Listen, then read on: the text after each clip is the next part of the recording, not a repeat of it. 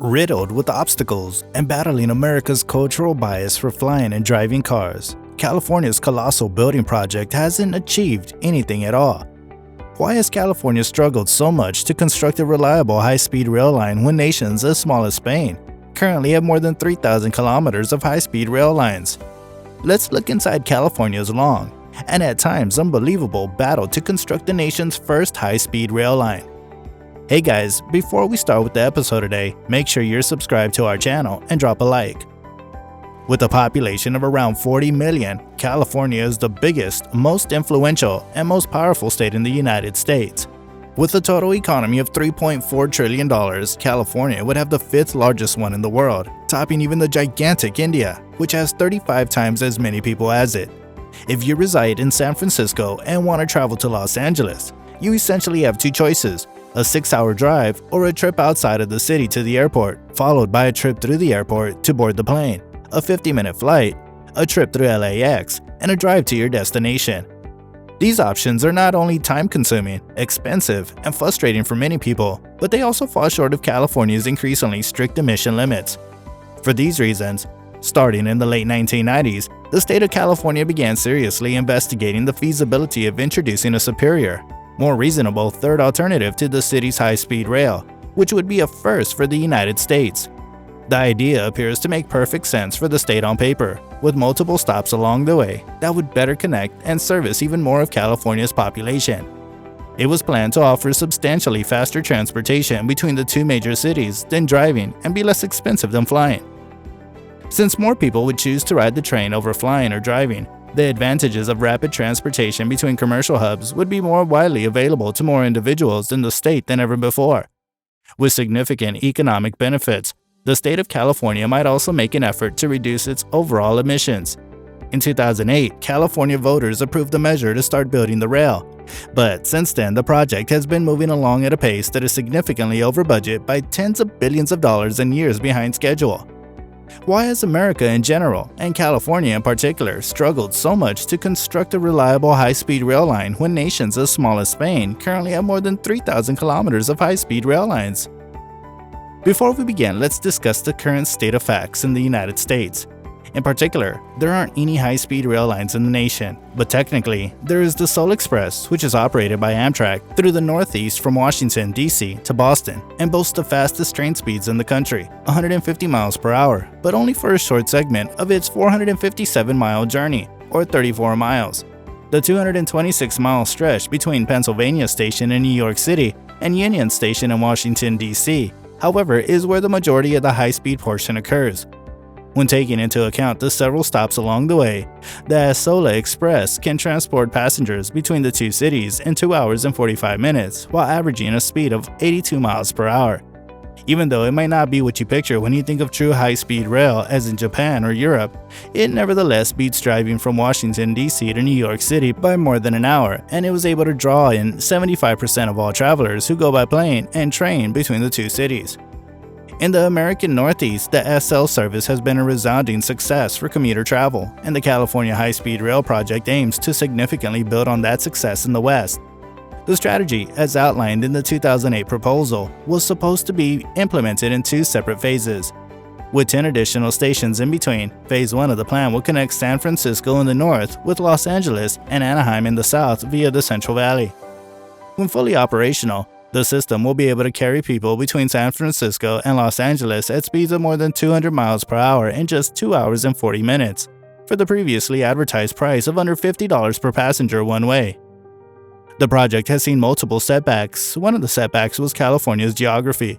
The Southern Coast Ranges, Transverse Ranges, and Peninsula Ranges, 3 major mountain ranges that the rail will eventually pass through, all call for expensive and time-consuming tunnels across seismically active areas.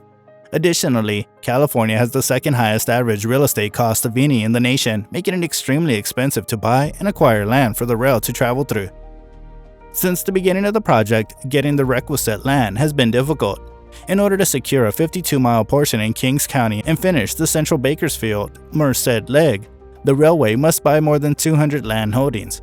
This is not ideal because it's clear that construction has already begun along this path and they urgently require the land at any cost. The landowners can sell it to them for outrageous prices, and according to a 2014 assessment from the World Bank, the cost of California's high-speed rail system per kilometer was anticipated to be somewhere in the neighborhood of $56 million, which is ridiculously more expensive than in other nations like China, where it costs more along the lines of $19 million, or around one-third of the price. For roughly 25 to 39 million euros per kilometer of track, comparable high-speed rail projects have even been finished in Europe. California, however, does not have similar prices throughout the state. Building the infrastructure there is simply the least expensive choice because the region is primarily composed of flat, rural farmland. Given this, it makes sense that the high-speed rail project, which has been ridiculed as the train to nowhere between Bakersfield and Merced, was to be built in sections, starting with this intersection that would span the Central Valley. The building prices in this area are more in the neighborhood of $11.4 million per kilometer, which is quite affordable compared to international expenditures in locations like China or Europe.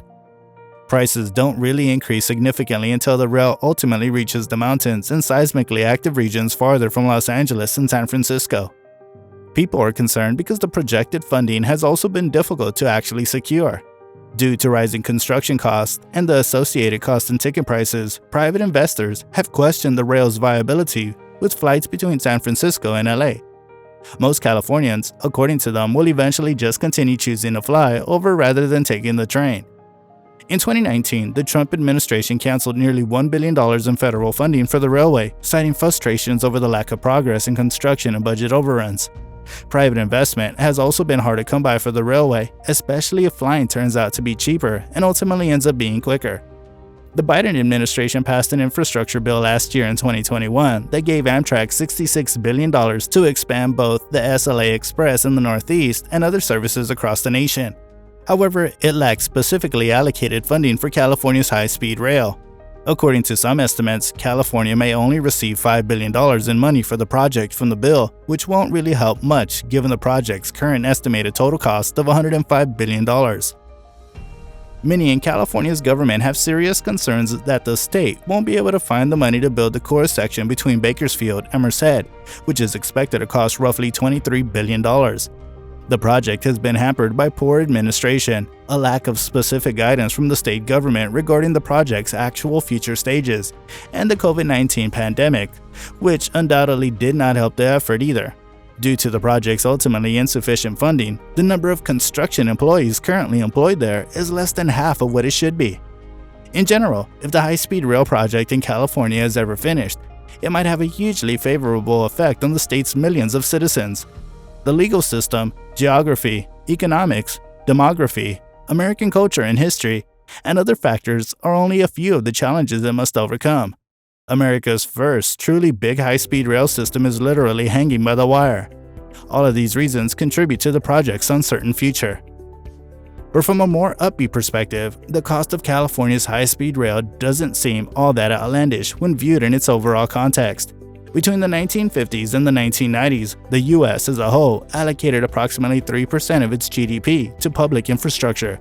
Contrarily, over the next 20 years, the cost of California's rail project will be less than 0.2% of the state's stagnant economy. Additionally, it's estimated that over the next 20 years, California will spend $300 billion on roadway infrastructure. Therefore, it'll be up to Californians to decide whether or not that investment is worthwhile. What would be done with that money, after all, is a huge question to think about. What do you think should be done? Tell us in the comment section.